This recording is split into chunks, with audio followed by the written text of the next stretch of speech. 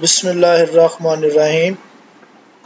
Dear students, अस्सलाम वालेकुम वरहमतुल्लाहि वबरकातुहू।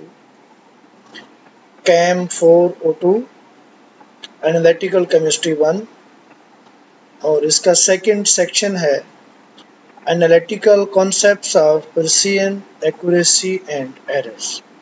आज हम इसके मुतल्लिक़ बात करेंगे। इसकी डिटेल में जाने से पहले एरर्स इन केमिकल एनालिसिस इसको डिस्कस करना ज़रूरी है। पहली बात, it is impossible to perform a chemical analysis that is totally free from errors or uncertainty। ये मुमकिन ही नहीं है कि आप कोई कीमियाई एनालिसिस करें, तज्ज़िया करें, कोई काम करें और उसमें गलती के चांसेस ना हो। जैसा कि सर्फ एक्सेल की एक ऐड आती है टीवी के ऊपर, दाग नहीं तो सीखना। आपने इन एरर से परेशान नहीं होना, ये आपको सीखने में मदद देती है। आपकी लर्निंग के लिए ये बहुत ज़रूरी है और दुनिया में कोई चीज़ बेकार नहीं है, इनकी अपनी एक अहमियत है। मिसाल के तौर पे आपको मैं एक स्टैंडर्ड सॉल्यूशन प्रोवाइड करता हूँ आयरन 3 का। उसकी कंसंट्रेशन 20 ppm है। अब मैं आप में से 6 स्टूडेंट सेलेक्ट करता हूँ और उसके 6 रेप्लिकेट सैंपल बनाता हूँ और हर एक स्टूडेंट को दे देता हूँ कि आप इसका एनालिसिस करें। अब 6 स्टूडेंट जो हैं उसके मुझे 6 एनालिसिस के जो रिजल्ट्स हैं वो सबमिट करेंगे। अब दूसरी ऑप्शन ये है कि मैं एक ही स्टूडेंट को उसके 6 रेप्लिकेट एनालिसिस सैंपल बना के देता हूँ और वो उसके एनालिसिस करके अब 6 के 6 जो रेप्लिकेट है उनके रिजल्ट मुझे सबमिट करता है। फॉर एग्जांपल, पहला जो रिजल्ट है वो 19.4 ppm है, दूसरा 19.5 ppm है, तीसरा 19.6 ppm है, नेक्स्ट 19.8 ppm है, पांचवा 20.1 ppm है और छठा 20.6 ppm। अब देखिए, जो मैंने आपको स्टैंडर्ड सॉल्यूशन प्रोवाइड किया था उसकी कंसंट्रेशन तो 20 ppm है, लेकिन अब जो रेप्लिकेट एनालिसिस होते हैं सैंपल के, उनमें आप देखते हैं कि 6 मुख्तलिफ वैल्यूज हमें मिलती हैं, 6 हमें मुख्तलिफ रिजल्ट्स मिलते हैं। अब इसकी वजह क्या है? अब इसको अगर हम इन तमाम 6 वैल्यू की एवरेज ले लेते हैं, जो कि हम समझते हैं कि हमारी जो असल वैल्यू है उसके कंपैरेटिवली ज़्यादा करीब आएगी,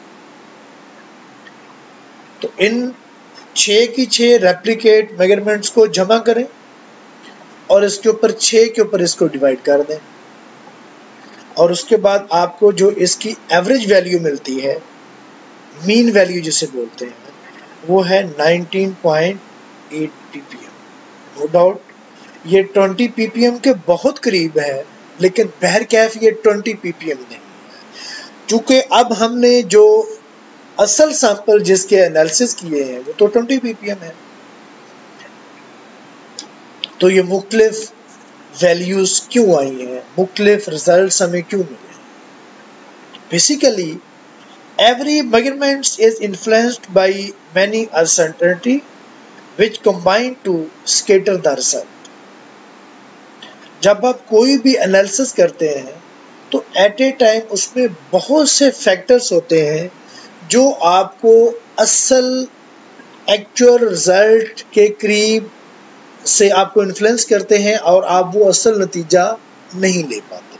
उसमें बहुत से फैक्टर हो सकते हैं, टेम्परेचर हो सकता है, आप अनकंफर्टेबल हैं, या आपकी आई साइट का इशू है, या इससे मिलते जुलते बहुत से इशू हो सकते हैं। आपके इंस्ट्रूमेंट में कोई इशू है, आपका जो मेथड है वो अप्रोप्रिएट नहीं है, या सम अदर फैक्टर्स हो सकते हैं। अब सवाल ये पैदा होता है क्या हमें इसके ऊपर कंप्रोमाइज कर लेना चाहिए? इस रिजल्ट को एक्सेप्ट कर लेना चाहिए, या जो असल रिजल्ट है वो हासिल करने के लिए हमें दोबारा कोशिश करनी चाहिए? ये इतना आसान काम नहीं है। तो अगर आप बार बार कोशिश करके आप 20 ppm वैल्यू ही हासिल करना चाहते हैं, तो ये एक लेंथी प्रोसेस है। उन तमाम फैक्टर्स को कंट्रोल करना जो आपकी मेजरमेंट्स को इन्फ्लुएंस करते हैं, तो ये शायद मुमकिन नहीं है। या अगर मुमकिन है आप ये नतीजा हासिल कर लें, लेकिन इसके लिए जो टाइम दरकार है वो हो सकता है कि घंटों की बजाय दिनों पे मुश्तमिल। अब क्या करना चाहिए? क्या आप इतना ज्यादा टाइम अफोर्ड करते हैं? No one can afford to waste time generating data that are more reliable than is necessary for the job at hand. क्या आप उससे बेहतर नतीजा लेना चाहते हैं जो कि आपको दरकार ही नहीं है, जो कि आपकी जरूरत ही नहीं है? तो ऐसी सूरत हाल में क्या करेंगे? सबसे पहले तो आपको वो लेवल डिफाइन करना होगा कि आपको उस जो केमिकल एनालिसिस है उसकी नेचर को जानना ज़रूरी है। क्या हमें किस लेवल तक हम इसमें जो वायलेशन है या गलती है उसको अफोर्ड कर सकते हैं, और अकॉर्डिंगली फिर उसके ऊपर आप अपनी इनपुट देंगे ताकि हम जो मैक्सिमम जो रिक्वायरमेंट है उसके मुताबिक अपना नतीजा कर सकें या अपना जो वैल्यू है वो हासिल कर सकें।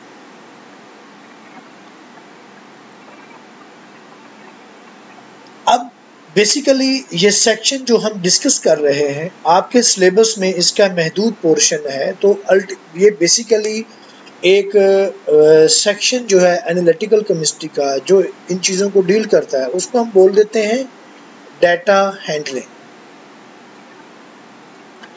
डेटे को आपने हैंडल कैसे करना? आपने सबसे पहले डेटा कलेक्ट कैसे करना है, हासिल कैसे करना है, उसको अरेंज कैसे करना है, उसको ट्रीट कैसे करना है, उससे नतीजा अखज़ कैसे करना है, और जो आपने नतीजा अखज़ किया है वो कितना रिलायबल है ये आपने कैसे देखना है।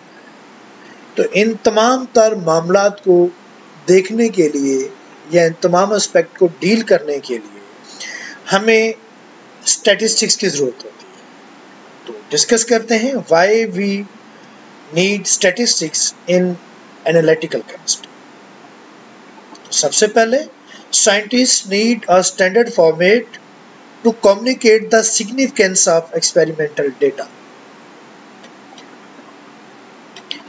जब आप एक्सपेरिमेंटल डेटा जो है आपने कम्युनिकेट करना है तो उसका एक प्रॉपर फॉर्मेट होना चाहिए और उसकी सिग्निफिकेंस का आपको अंदाजा होना चाहिए।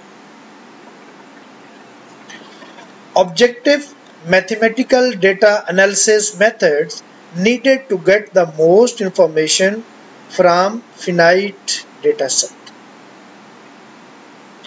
अब इसके लिए बहुत से statistical मॉड्यूल हैं, इवन डेटा हासिल करने के लिए या फिर उस डेटे को अरेंज करने के लिए, उसकी रिलायबिलिटी को चेक करने के लिए, उसको वैलिडेट करने के लिए, उसकी सिग्निफिकेंस चेक करने के लिए। तो बेसिकली ये वो तमाम तर एस्पेक्ट हैं जिनकी वजह से हमें स्टैटिस्टिक्स की ज़रूरत पड़ती है। What does statistics involve?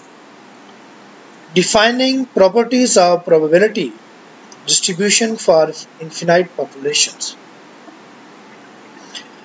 Applications of these properties for the treatment of finite real world data sets.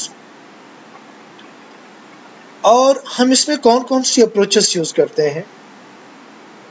हमने डेटा रिपोर्ट कैसे करना है, डेटा को ट्रीट कैसे करना है, हमने फिनाइट सैम्पलिंग कैसे करनी है, और इस सारे काम के लिए हमने अप्रोप्रिएट एक्सपेरिमेंटल डिज़ाइन कौन सा चूज करना। तो बेसिकली ये वो तमाम फैक्टर्स हैं जिनकी वजह से हम स्टैटिस्टिक्स को अवॉइड नहीं कर सकते।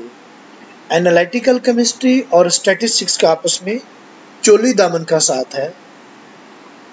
अपने इश्यूज को रिजॉल्व करने के लिए ये एक दूसरे के ऊपर डिपेंड करते हैं।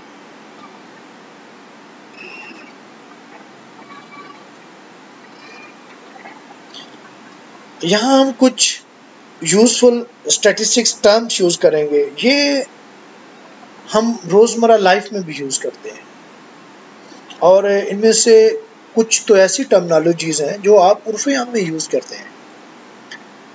फॉर एग्जाम्पल मीन है average of set of values. Median क्या है? Mid point of set of values. अब इन दोनों में डिफरेंस क्या है और इनकी अपनी अपनी अहमियत क्या है?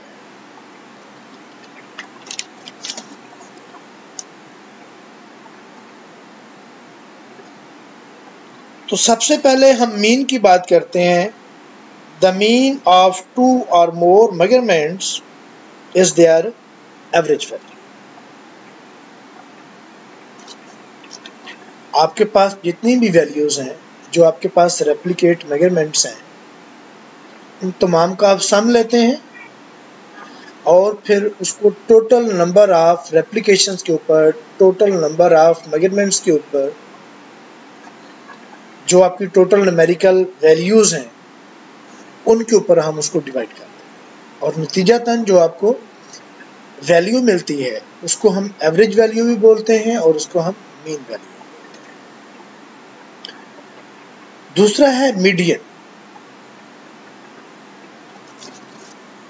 This is the mid point of a set of the values. आप बहुत सी रेप्लिकेट मेजरमेंट्स लेते हैं, उनको आप एक साइज के ऑर्डर से अरेंज कर लेते हैं, जिसे आप कहते हैं तरतीबे सऊदी या तरतीबे नज़ुली, या आप इसको ये कह सकते हैं कि हम उनको असेंडिंग और डिसेंडिंग ऑर्डर में तरतीब दे लेते हैं। आपने देखना है कि उन तमाम वैल्यूज को आपने देखने के बाद उनकी जो मिडिल वैल्यू है वो आपने सिलेक्ट कर लेनी है। इन केस आपके पास जो टोटल नंबर ऑफ वैल्यूज हैं वो ऑड है, तो आपने उनकी जो मिडिल वैल्यू है वो सर्कुलेट कर लेनी है और वो आपका मीडियन है। अब अगर ऐसा नहीं है, वैल्यूज आपके पास जो दी हुई हैं वो इवन है, 6 हैं, 8 हैं, 4 हैं, ऑड नहीं है, तो आप क्या करेंगे? उनकी जो दो सेंट्रल वैल्यूज हैं उनकी एवरेज ले लेंगे। अब दो सेंट्रल वैल्यूज हैं उनकी हम एवरेज ले लेंगे, तो ये इसका मीडियन होगा। अब जो क्वेश्चन पैदा होता है वो ये है कि हम मीन या मीडियन, इनका आपस में डिफरेंस क्या है? इनकी जब हम डेटे को ट्रीट करते हैं या उनका एवरेज निकालने की कोशिश करते हैं तो बेसिकली दोनों एक ही लगते हैं। अपेरेंटली ऐसे लगते हैं कि दोनों एक जैसे हैं, लेकिन असल में ये दोनों एक जैसे नहीं हैं। तो समटाइम ऐसा होता है कि आपके पूरे डेटा के अंदर कोई एक आध वैल्यू जो है वो अबनॉर्मल होती है। अबनॉर्मल वैल्यू से मुराद ये है कि आपकी वो वैल्यू बाकी तमाम जो वैल्यूज हैं उनसे डिफरेंट होती है, या तो बहुत बड़ी होती है या बहुत छोटी होती है। आप अगर इस सूरत में उसका मीन निकालते हैं तो जो आपकी एवरेज आती है वो आपकी जो ट्रू वैल्यू है उससे बहुत ज्यादा डिफर करेगी, और आपका जो ये नतीजा है आप उसको ये नहीं कह सकते कि ये बहुत ज्यादा रिलायबल है, प्रॉब्लमेटिक है। तो ऐसी सूरत हाल में जब आप उस डेटे का मीडियन ले लेते हैं, तो मीडियन लेते वक्त वो आपकी जो सबसे हाईएस्ट या लोएस्ट वैल्यू है, जो कि अबनॉर्मल वैल्यू है, जो कि क्वेश्चनेबल वैल्यू है, जो कि तमाम वैल्यूज से डिफरेंट है, अब वो एक साइड पे चले जाएगी और आप सेंटर वाली एक वैल्यू लेते हैं या आप दो वैल्यूज की एवरेज लेते हैं, तो अल्टीमेटली आपका जो मीडियन होगा वो that is suppose to be a very close to the accepted और ट्रू वैल्यू। तो इस तरह से अब इन दोनों की अपनी अपनी अहमियत है। आप मीन और मीडियन वाली ये जो अप्रोच है कैलकुलेशन के लिए, जो हमने आयरन 3 का एक एनालिसिस किया है जिसका 20 ppm उसकी कंसंट्रेशन है, अगर हम उसका मीन भी निकालते हैं और उसका हम मीडियन भी निकालते हैं, तो उसका मीन आएगा the sum of all the values divided by 6 that is equal to 19.8 ppm।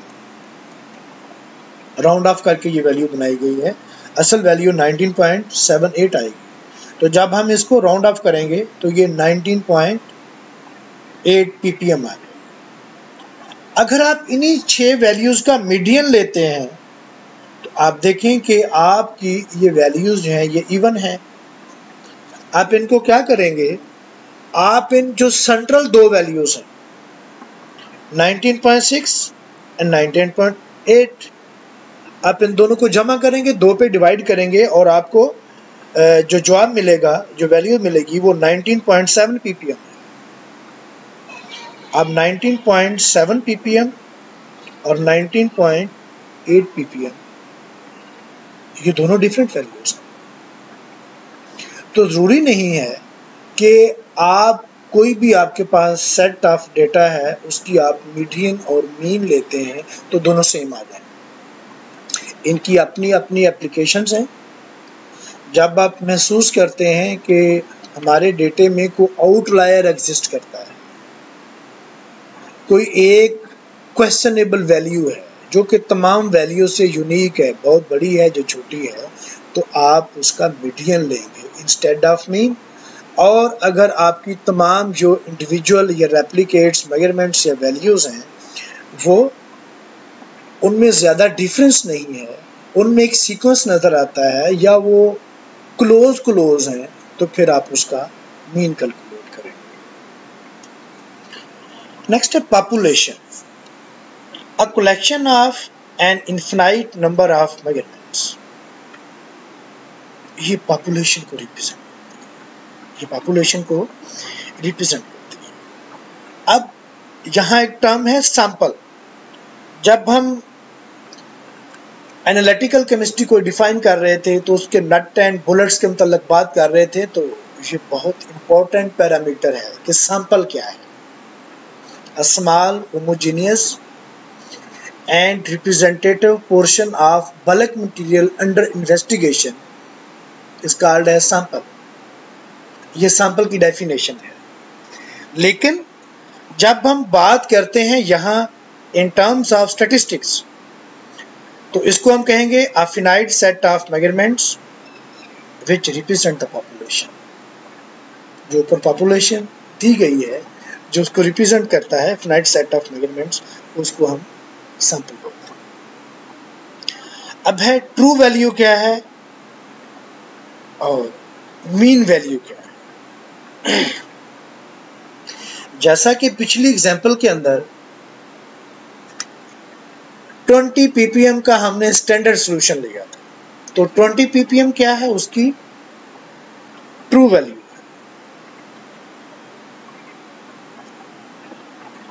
और अगर हम उसका ट्रू मीन ले लेते हैं, उसकी मीन वैल्यू जो है वो निकाल लेते हैं, तो हम उसको, अब यह है कि एक इस तरह की चीज होती है कि जब हम उसकी ट्रू मीन बता देते हैं कि इसकी ट्रू मीन ये है, जिसको म्यू के साथ रिप्रेजेंट किया जाता है। एक ऑब्जर्व मीन होती है जो कि आप रेप्लिकेट्स मेजरमेंट्स लेने के मुतल्लक, अब ये है कि किसी भी चीज़ के मुतल्लक जो उसकी स्टैंडर्ड के मुतल्लक बताना है, तो या तो आपको बताया जाएगा कि इसकी मीन वैल्यू ये है, तो उसको हम म्यू के साथ रिप्रेजेंट करेंगे। अगर आप उसकी बताया जाता है कि ट्रू वैल्यू ये है, जैसे 20 ppm है, तो हम उसको xt के साथ रिप्रेजेंट करते हैं, ये उसकी ट्रू वैल्यू, इसको एक्सेप्टेड वैल्यू या ट्रू वैल्यू बोलते हैं। लेकिन अगर आप उस सैंपल को जिसकी आपको ट्रू मीन बताई गई है या उसकी आपको एक्सेप्टेड वैल्यू या ट्रू वैल्यू बताई गई है, उसकी आप रेप्लिकेट मेजरमेंट्स लेने के बाद आप उसकी एवरेज निकालते हैं, तो ये उसको बोल देते हैं x बार के साथ उसको रिप्रेजेंट किया जाता है और उसको ऑब्जर्व्ड मीन बोलते हैं।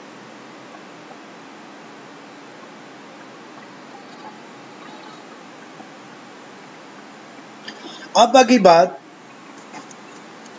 ये स्टैटिस्टिकल दो टर्मिनोलॉजी हैं, जिसको एक को बोलते हैं एक्यूरेसी, एक को बोलते हैं प्रिसिजन। ये हमारा जो टॉपिक है आज का, उसका ये बड़ा अहम तरीन हिस्सा है। सबसे पहली बात तो ये है कि हमने देखना ये है कि एक्यूरेसी क्या है, प्रिसिजन क्या है, इनमें सिमिलरिटी क्या है, क्या ये दोनों डिफरेंट हैं, इज देयर एनी डिफरेंस। तो सबसे पहले हम देखते हैं एक्यूरेसी क्या है। Degree of agreement between the measured value and true value, degree of closeness between the measured value and true value.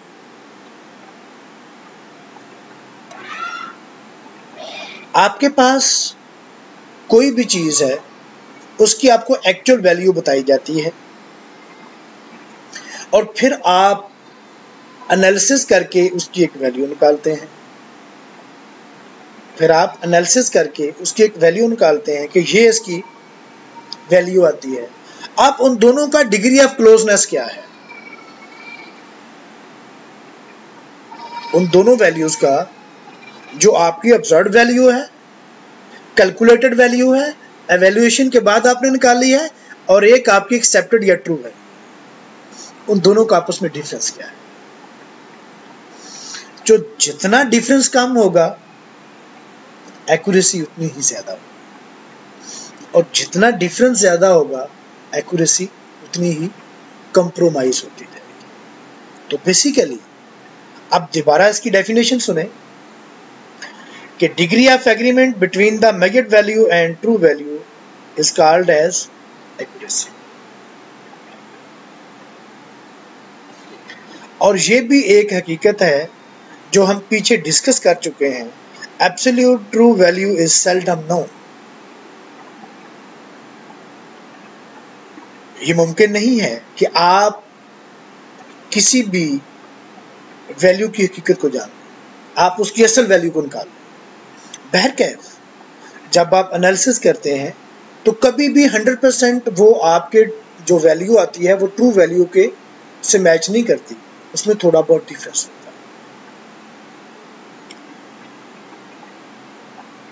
Degree of agreement between the measured value and accepted value, इसकी ये realistic definition है accuracy की। आगे एक example के साथ हम discuss करेंगे।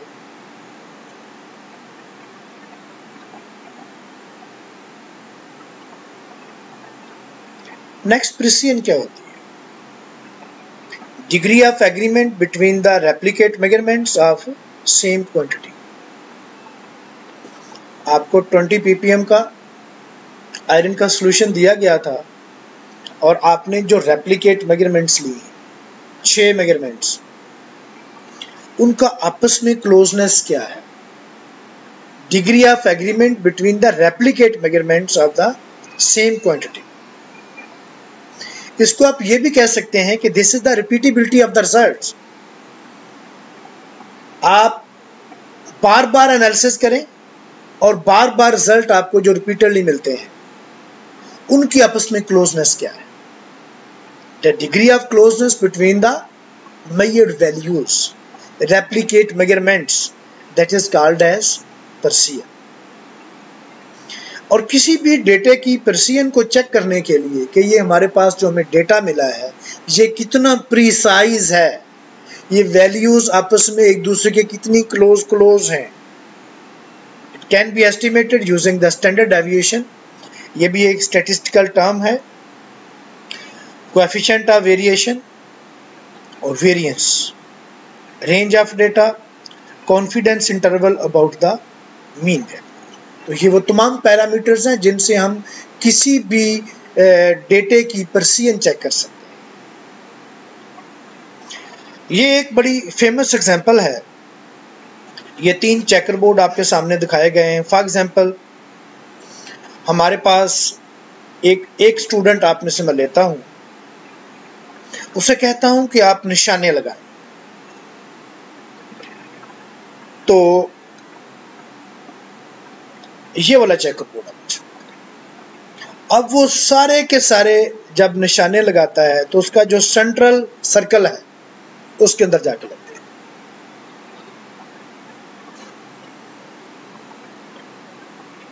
यहां पे इंतहा दर्जे की एक्यूरेसी भी है, प्रिसीजन भी है, क्योंकि आपने जितने भी निशाने लगाए हैं वो आपके असल टारगेट के बहुत क्लोज हैं। तो here there is a highest level of accuracy. अब उनको चेक करें कि वो जो इंडिविजुअल आपने बुलेट्स लगाई हैं या निशाने लगाए हैं उनको आप आपस में चेक करें। They are very close to each other, they are very close to each other. इसका मतलब ये है there is also highest level of precision. तो यहां हाईएस्ट लेवल ऑफ एक्यूरेसी भी है, हाईएस्ट लेवल ऑफ प्रिसीजन भी है। अगर आप इसको देखें सेकंड चेकर बोर्ड को,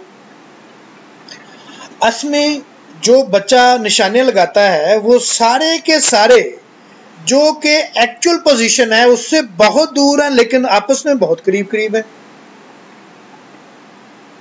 तो आप यहां कह सकते हैं कि highest level of precision and poor level of accuracy.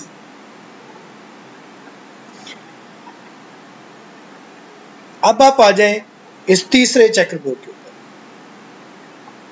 अब आप देखते हैं कि सारे के सारे जो निशानात लगे हुए हैं वो ना तो आपकी जो ट्रू वैल्यू है उसके करीब हैं और ना ही ये आपस में करीब करीब हैं।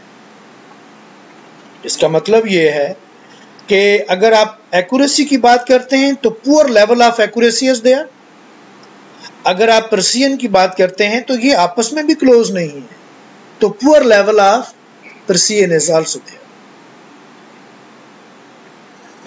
लेकिन एक बात जो बहुत बड़ी हकीकत है, you can't have accuracy without good precision.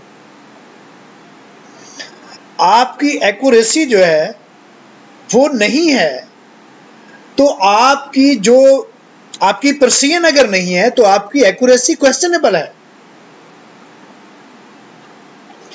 But precise results can have a determinate और सिस्टमैटिक एरर।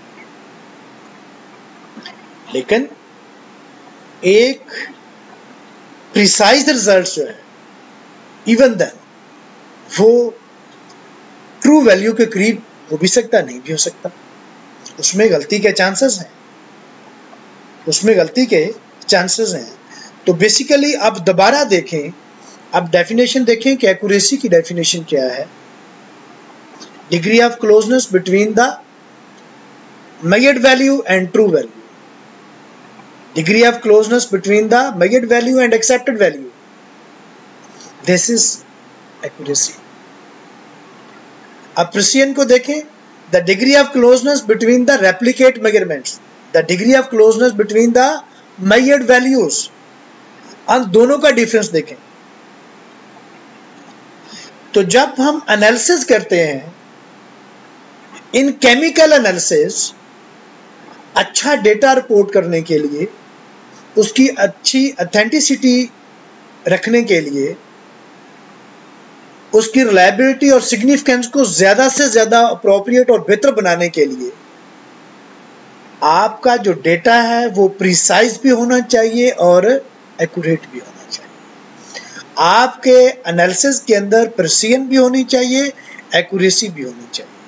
हम किसी के ऊपर भी कंप्रोमाइज नहीं कर सकते, और अगर आपके पास बहुत प्रिसाइज रिजल्ट्स हैं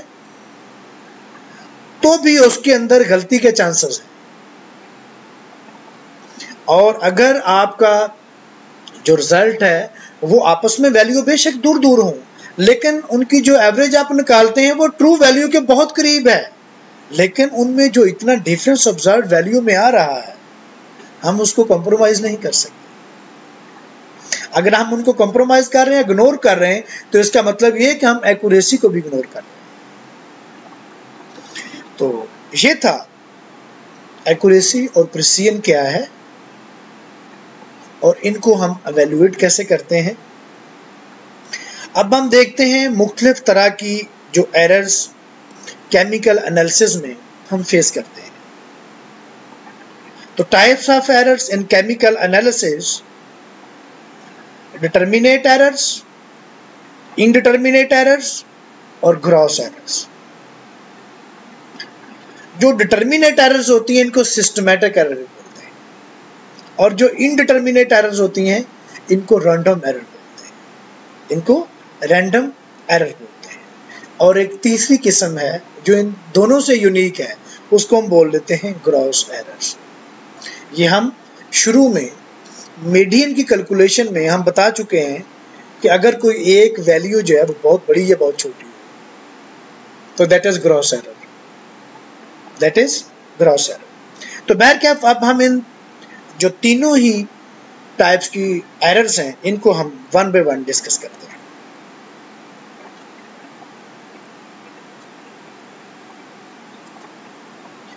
तो सबसे पहले हम डिस्कस करते हैं डिटर्मिनेट एरर्स। और this systematic? Yes, these are systematic. इनको डिटर्मिनेट एरर्स क्यों बोलते हैं? Because these are determinable and either avoided or corrected। ये वो एरर्स हैं, डिटर्मिनेट एरर्स या सिस्टमैटिक एरर जो हैं, ये वो एरर्स हैं। पहली बात तो ये है कि इनको मालूम किया जा सकता है, इनके सोर्स का अंदाजा लगाया जा सकता है, उसको चेक किया जा सकता है। और अगर आप किसी भी किस्म की जो मिस्टेक, गलती या एरर है उसको आप पहचान लेते हैं, रिकॉग्नाइज कर लेते हैं, उसके सोर्स का आपको पता चल जाता है, तो उसको आप अवॉइड भी कर सकते हैं और उसको आप करेक्ट भी कर सकते हैं। तो इसीलिए जैसा कि नाम जाहिर करता है, डिटर्मिनेट एरर्स, इनको डिटरमाइन किया जा सकता है, ये डिटरमाइनेबल होती हैं, और अगर डिटरमाइनेबल हैं तो इनको हम करेक्ट भी कर सकते हैं, इनको हम अवॉइड भी कर सकते हैं। अब जो डिटर्मिनेट एरर्स हैं ये दो किस्म की होती हैं, एक प्रोपोर्शनल एरर होती हैं और दूसरी कांस्टेंट एरर्स। अब इन प्रोपोर्शनल एरर और कांस्टेंट एरर्स को कॉन्सेप्ट क्लियर करने के लिए मैं आपको आपके घर से एक देसी एग्जांपल दूंगा। हमारे घरों में हम इंटरनेशनल ट्रैवलिंग करते हैं और उसके लिए जो सामान है उसके वज़न की एक लिमिट है कि आप एक बैग जो है इतने वज़न का ले जा सकते हैं। अगर उससे ज़्यादा वज़न का बैग होगा तो वो एयरपोर्ट से वो नहीं रखेंगे, जहाज़ के ऊपर लोडिंग नहीं हो सकती उसकी। तो इसके लिए हम आम तौर पे घरों में एक स्प्रिंग बैलेंस रखते हैं जो किसी भी जगह पे हैंग किया जा सकता है। उसके नीचे एक हुक होती है और उसमें जो चीज़ें बैग के अंदर डालनी है, डालने के बाद हम उसके साथ उसको वे कर लेते हैं, उसका वजन कर लेते हैं। अब देखें कि आपका जो बार बार यूज होने के बाद जो स्प्रिंग का बैलेंस है, सॉरी जो बैलेंस का स्प्रिंग है वो थोड़ा सा लूज हो जाता है। तो वो क्या करता है कि जब उसके ऊपर आप 1 किलो वजन करते हैं तो वो 1.1 kg आपको शो करता है। उसकी जो स्केल है वो शो करती है कि 1.1 है। अगर आप उसके ऊपर 2 kg वजन करते हैं तो 2.2 वो शो करता है स्केल के ऊपर। इसी तरह अगर आप 9 kg उसके ऊपर वजन करते हैं तो 9.9 kg शो कर देता है। अब आपने इसमें देखा होगा कि जैसे जैसे वजन की मिकदार बढ़ाते जा रहे हैं उसमें जो एरर है वो भी बढ़ती जा रही है, एरर भी उसी हिसाब से बढ़ती जा रही है। तो बेसिकली ऐसी एरर्स जो जैसे रेप्लिकेट जो मेजरमेंट है उसका जैसे जैसे साइज बढ़ता जाता है तो एरर जो है वो भी उसी रिलेशन के साथ बढ़ती जाती है या कम होती जाती है अगर हम वजन को कम करते हैं या मेजरमेंट्स का साइज हम कम कर देते हैं।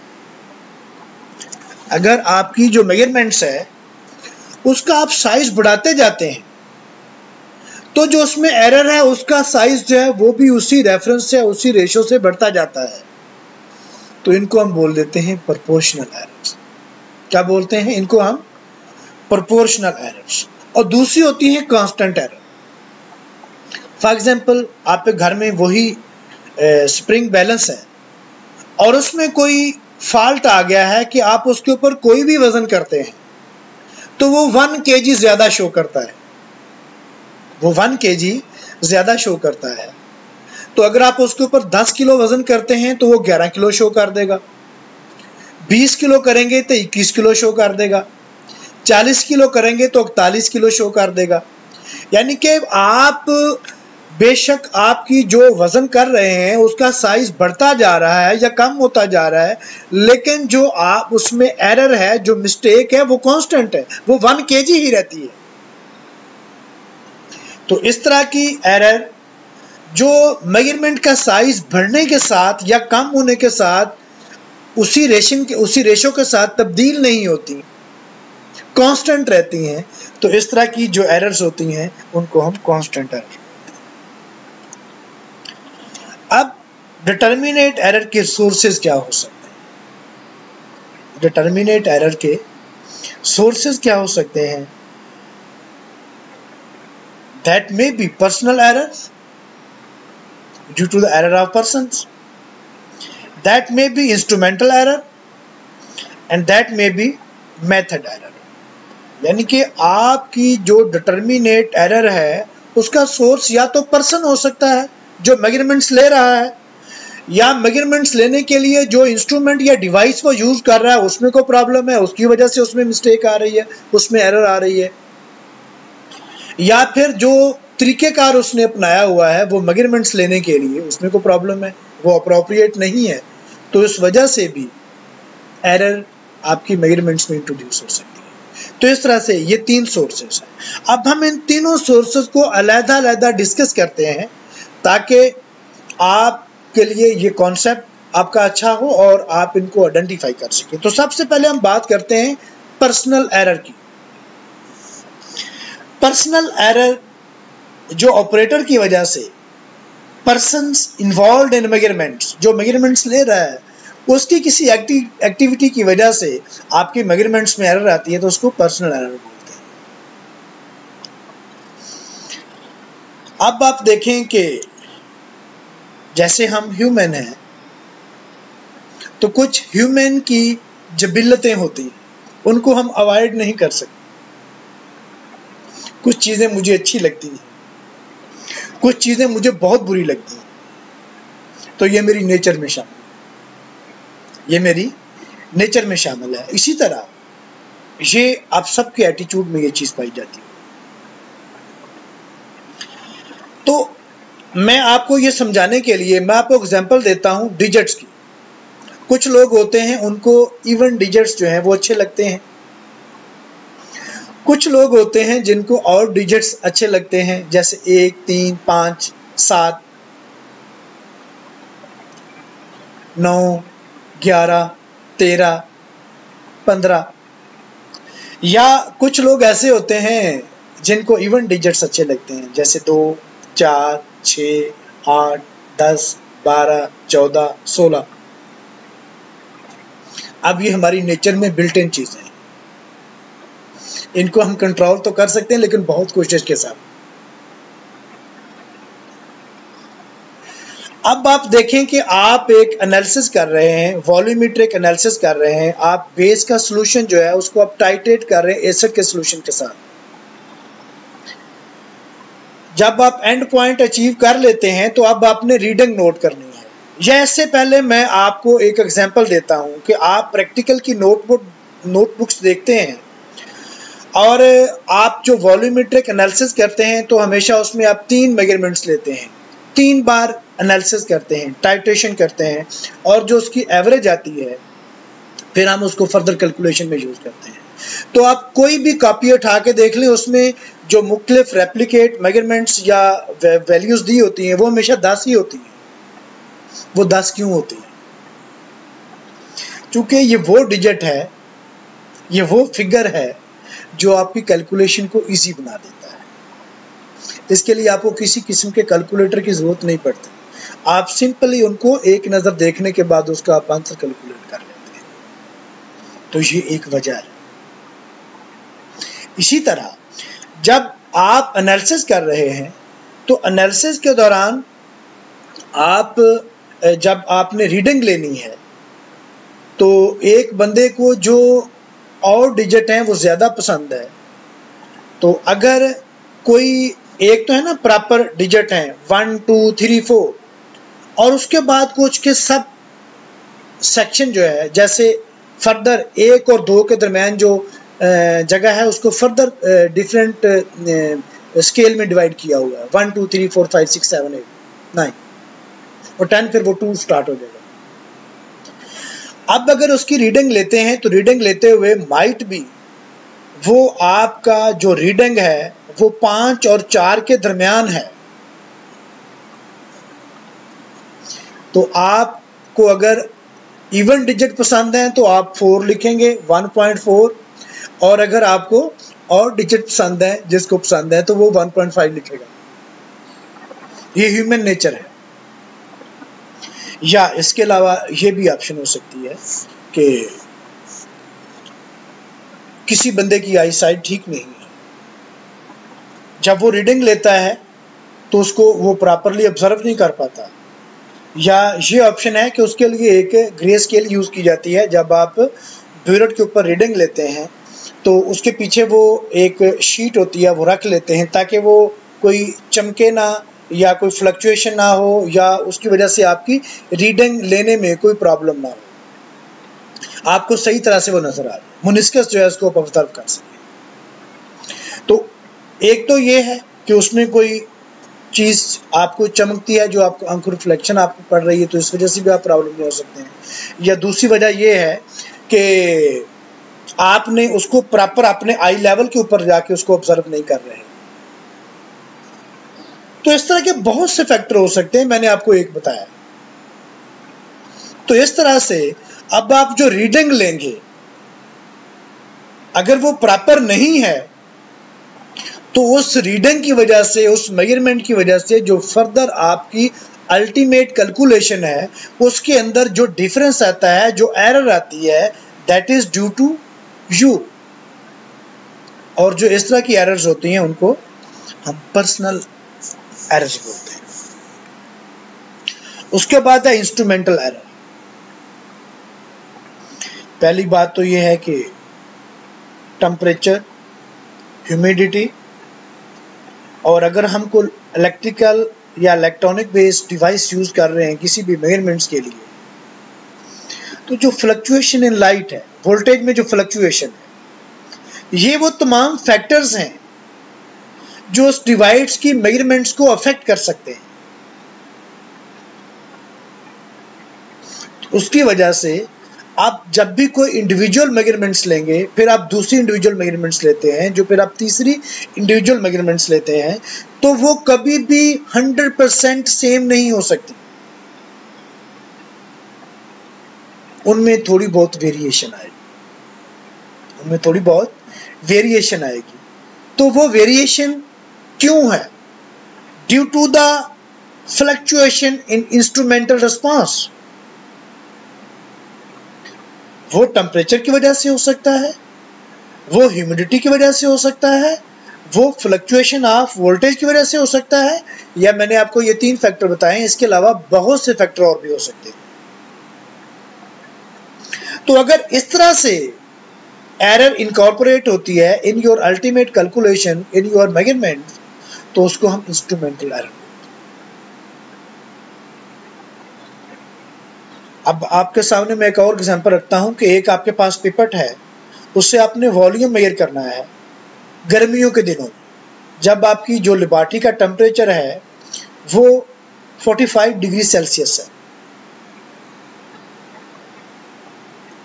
कभी आपने पिपट देखी हो तो उसके ऊपर जो टेम्परेचर मेंशन होता है कि जो उसकी कैपेसिटी बताई गई है वो 20 डिग्री सेल्सियस के ऊपर है। अगर टेम्परेचर फ्लक्चुएट करेगा तो जो कैपेसिटी उसके ऊपर मेंशन है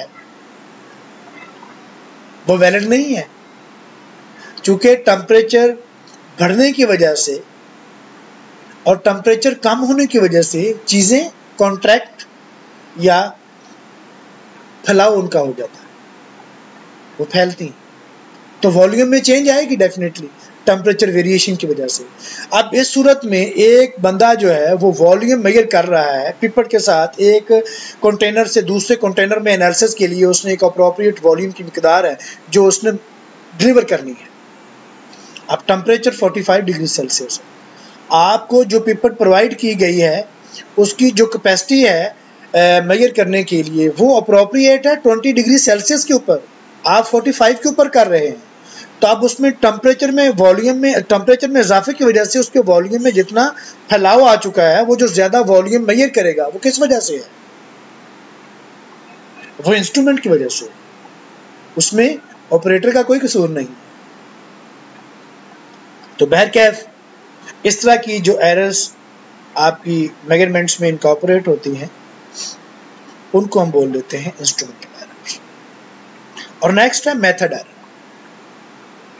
अब देखें, मेथड एरर बताने के बाद उससे पहले मैं आपको मेथड जो है उनकी 3 क्लासेस होती हैं, उनके मुतल्लिक आपको मैं जरूर बताऊंगा। एक होते हैं स्पेसिफिक मेथड, एक होते हैं सिलेक्टिव मेथड, एक होते हैं यूनिवर्सल मेथड। जो स्पेसिफिक मेथड होते हैं वो किसी एक स्पेसिफिक एनालाइट के एनालिसिस के लिए यूज होते हैं। अगर आप उनको किसी दूसरे एनालाइट के एनालिसिस के लिए यूज करोगे तो वो आपको अप्रोप्रिएट या रिलायबल वैल्यू नहीं देगा, आपको रिलायबल मेजरमेंट्स नहीं देगा। वो सिर्फ एक के लिए स्पेसिफाइड है। अगर आप दूसरे एंड पे देखते हैं, कुछ मेथड जो होते हैं वो सिलेक्टिव होते हैं, जो एक रेंज ऑफ एनालाइट के लिए एप्लीकेबल होते हैं। अब उस रेंज ऑफ एनालाइट के लिए उसका रिस्पांस होता है उस मेथड का, और वो आपको रिलायबल रिजल्ट देता है, लेकिन उसके जो रिजल्ट्स हैं, उसकी जो रिलायबिलिटी है, जो उसकी ऑथेंटिसिटी है, जो उसकी इंटेंसिटी है, वो बेसिकली वो जो आपका स्पेसिफिक मेथड है उस जितना एक्यूरेट नहीं हो सकता। एक होते हैं यूनिवर्सल, वो किसी भी एनालाइट के लिए इस्तेमाल हो सकता है। तो यहां जिक्र करने का मतलब ये है, या इसका मकसद ये है कि जो मेथड की अप्रोप्रिएट सिलेक्शन है, किस एनालाइट को हमने किस प्रोसीजर, किस प्रोटोकॉल, किस मेथड के साथ एनालाइज करना है, अगर आपकी सिलेक्शन अप्रोप्रिएट नहीं है तो आप हतमी नतीजा जो अखज़ करेंगे वो कभी भी रिलायबल नहीं होगा। तो फॉर एग्जांपल, एक एनालाइट जो है उसके एनालिसिस के लिए हमें स्पेसिफिक मेथड लेना चाहिए था, हम सिलेक्टिव ले लेते हैं जो सबके लिए एप्लीकेबल है, तो बहरकैफ उसका जो नतीजा है वो किसी हद तक कंप्रोमाइज्ड होगा। तो इस सूरत हाल में जो डिफरेंस आएगा आपकी मेजरमेंट्स में, वो एरर इनकॉर्पोरेट करेगा, और इस वजह से जो एरर आपके सिस्टम में आती है या आपकी मेजरमेंट्स में आती है उसको हम बोल देते हैं मेथड एरर। तो यहाँ हमने डिटर्मिनेट एरर के मतलब डिस्कस किया है कि ये है क्या, इसकी टाइप्स क्या हैं, और फिर इनके सोर्सेज क्या हैं। और सोर्सेज को जब हम आइडेंटिफाई कर लेते हैं, एक बंदा है वो स्किल्ड नहीं है, वो थोड़ा सा बाइस्ड है फिगर के मामले में, जैसा मैंने आपको एग्जांपल दी है, तो उसको अपनी इस हैबिट के ऊपर अगर कंट्रोल करेगा तो उसको सही वैल्यू मिल जाएगी। Temperature, humidity, fluctuation in voltage of light, अगर वो इस तरह से लैब कंडीशन को कंट्रोल कर लेगा तो इनके ऊपर भी वो कंट्रोल कर लेगा, इस एरर को वो कंट्रोल कर लेगा। इसको करेक्ट भी कर सकता है और इसको अवॉइड भी किया जा सकता है। और इसी तरह से जो मेथड एरर है उसको भी हम देख सकते हैं।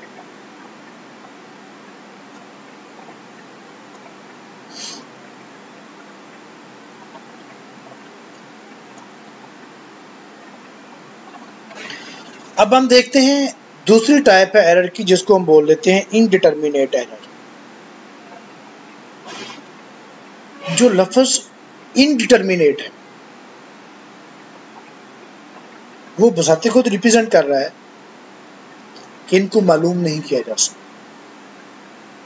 दे आर रैंडम। इनडिटर्मिनेट एरर जो है they are random, they are not systematic, इनको मालूम नहीं किया जा सकता। These are accidental and random. अब सवाल ये पैदा होता है कि इन एरर्स में वो कौन से असबाब हैं जिनकी वजह से ये वकूफ पज़ीर होते हैं। वो बेशुमार छोटे छोटे फैक्टर्स हैं और बहुत ज्यादा है, और वो इंसान के कंट्रोल में नहीं है। ये वो फैक्टर्स हैं जो हमारे कंट्रोल में नहीं है, उनको हम कंट्रोल नहीं कर सकते। तो इसका मतलब ये है कि अल्टीमेटली वो फैक्टर्स जिनकी वजह से कुछ एरर्स हमारी मेजरमेंट्स में आती हैं वो हमारे इख्तियार में नहीं है, उनको हम कंट्रोल ही नहीं कर सकते।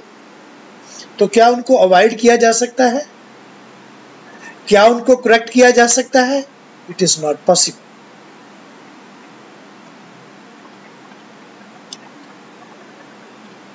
तो ये इनडिटर्मिनेट एरर्स जो है they represent the experimental uncertainty that occur in any measurements. आप इनको कह सकते हैं कि small difference on successive measurements.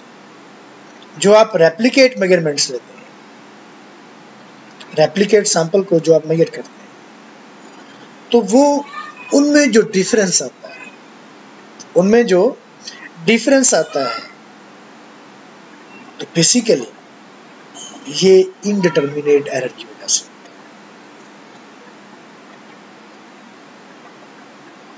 अब इनडिटर्मिनेट एरर को हम एस्टिमेट कैसे कर सकते हैं? तो बेसिकली जो किसी भी डेटे की प्रिसीजन है वो उसकी रैंडम एरर का एस्टिमेट देती है।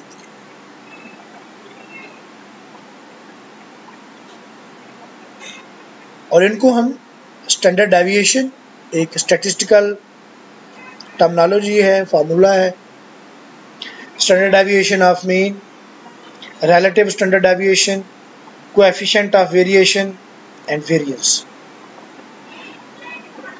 ये वो पैरामीटर्स हैं जिनको हम एस्टिमेट करने के बाद किसी भी डेटे की जो प्रिसीजन है वो देख सकते हैं, और उसमें जो रैंडम एरर है उसको एस्टिमेट किया जा सकता है। रैंडम एरर के मतलब कहा जाता है कि random errors follow a Gaussian और नॉर्मल डिस्ट्रीब्यूशन।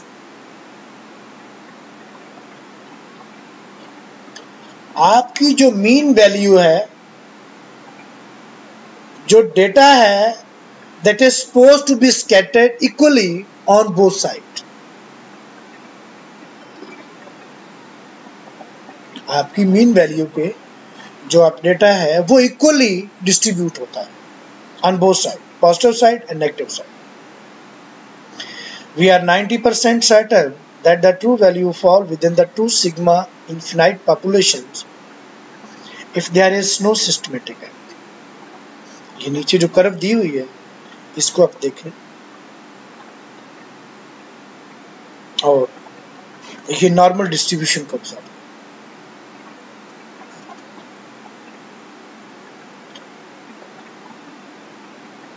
एक तीसरी एरर है जिसको हम बोलते हैं ग्रॉस एरर या आउटलायर।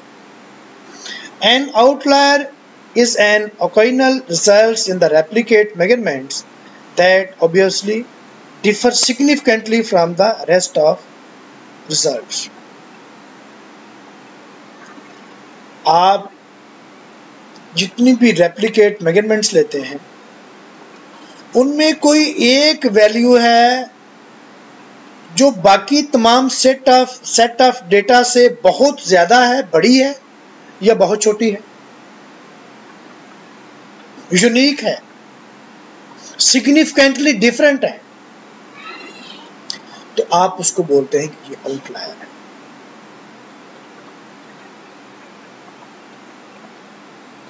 फॉर एग्जाम्पल मैं आपको आपकी लैब से एग्जाम्पल देता हूं। आप लैब के अंदर एनालिसिस कर रहे हैं तो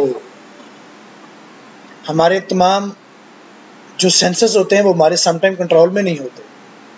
आप एनालिसिस कर रहे हैं, आपने एक रीडिंग ले ली है वॉल्यूमेट्रिक एनालिसिस की, दूसरी रीडिंग ले ली है, तीसरी रीडिंग ले रहे हैं और अचानक से आपका फ़ोन जो है ना उसकी घंटी बज जाती है और आपकी तवज्जो थोड़ी सी उधर होने की वजह से वो एंड पॉइंट से ज़्यादा आप उसमें जो वॉल्यूम है वो चला जाता है आपके एसिड का।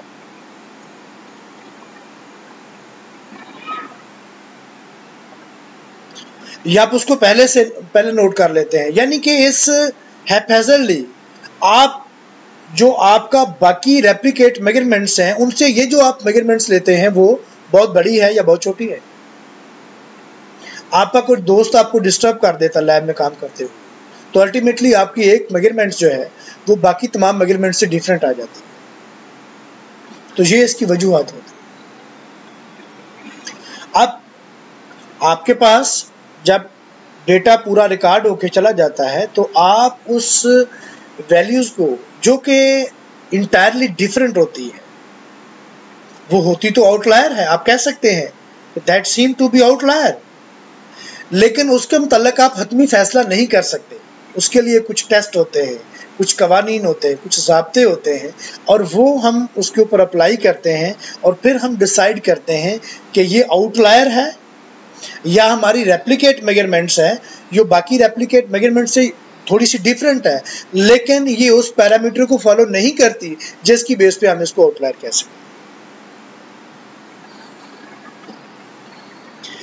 और ये बात बतानी यहाँ बहुत इंपॉर्टेंट है कि ये ग्रॉस एरर जो है it is absolutely different from the determinate and indeterminate error.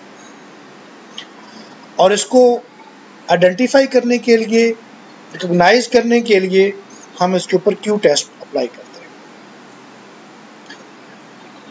अब जो आपके पास आउटलायर है जो सिग्निफिकेंटली डिफरेंट वैल्यू है उसको आपने फर्दर डेटे की कैलकुलेशन में शामिल रखना है या डिस्कार्ड कर देना है, वो आप अपनी मर्जी से नहीं कर सकते। इसके लिए हमें इस टेस्ट का सहारा लेना पड़ता है। हम उसके ऊपर क्यू टेस्ट अप्लाई करते हैं और वो जो यूनिक वैल्यू है उसको बोलते हैं क्वेश्चनेबल वैल्यू, सस्पेक्टेड वैल्यू। और उस क्वेश्चनेबल वैल्यू के मुताल्लिक हम डिसाइड करते हैं क्या हम उसको अपने डेटे में रिटेन करेंगे या इसको डिस्कार्ड करते हैं। The Q test is used to determine if an outlier is due to the determinate error. If it is not, then it falls within the expected random error and should be retained. यहाँ एक formula दिया गया है Q test के मुताल्लिक, Q is equal to A over W। ए क्या है? Difference between the outlier and the nearest sorted result, और W range of result. यहां मैं आपको थोड़ा सा बताना जरूरी समझता हूं कि आपने जो आपके पास जितनी भी रेप्लिकेट मेजरमेंट्स हैं इंक्लूडिंग योर क्वेश्चनेबल वैल्यू, आप उसको तरतीबे सऊदी में या तरतीबे नज़ूली में, असेंडिंग ऑर्डर और डिसेंडिंग ऑर्डर में अरेंज कर लेते हैं। अब आप देखते हैं कि जो आपका आउटलायर है बहुत छोटी वैल्यू है या बहुत बड़ी वैल्यू है, उसके जो नियरेस्ट वैल्यू है, उसके जो नियरेस्ट वैल्यू है, आप उन दोनों का डिफरेंस देखें जो कि ए के बराबर आएगा।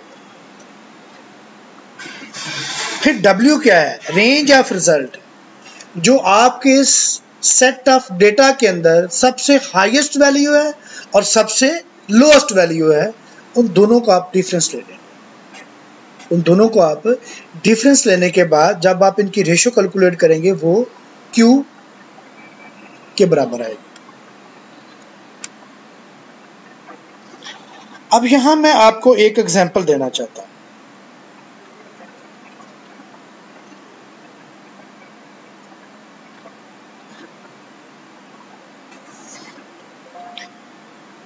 ये fundamentals of analytical chemistry 9th edition है। The Q test is simple, widely used statistical test for deciding whether or suspected result should be retained or rejected. In this test, the absolute value of the difference between the questionable result, जिसको हम QX कहेंगे, XQ बोलेंगे, and its nearest neighbor XN is divided by the spread W of the entire set to give the quantity Q. Q is equal to X questionable minus XN, जो आपके data के अंदर questionable value है और जो उस questionable value के nearest value है, उन दोनों का आप डिफरेंस निकाल लो। फिर आपकी जो हाईएस्ट वैल्यू है और लोएस्ट वैल्यू है, उन दोनों का डिफरेंस जो है वो आपको रेंज ऑफ डेटा देगा जो कि W के बराबर है। अब वो भी कैलकुलेट कर लो।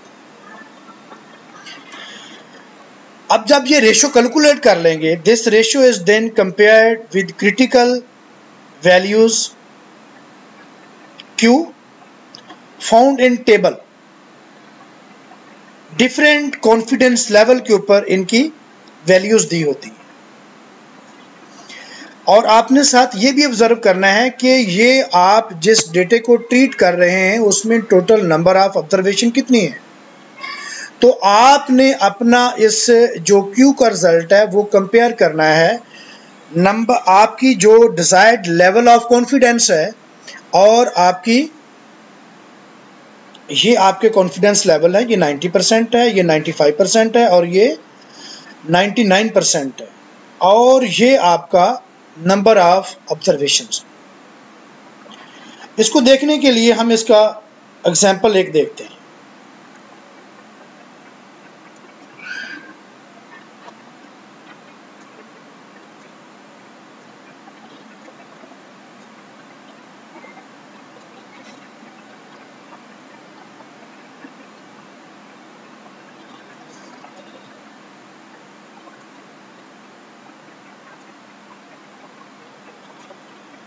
तो बहरकैफ इसमें ये कैलकुलेशन कर लेते हैं और उसके बाद आगे एक एग्जांपल थी वो मैंने आपको दिखानी थी, लेकिन सिस्टम में कुछ प्रॉब्लम आ गई जिसकी वजह से मैं आपको दिखा नहीं पा रहा। तो बहरकैफ मैं आपको यहाँ से थोड़ा सा बता देता हूँ।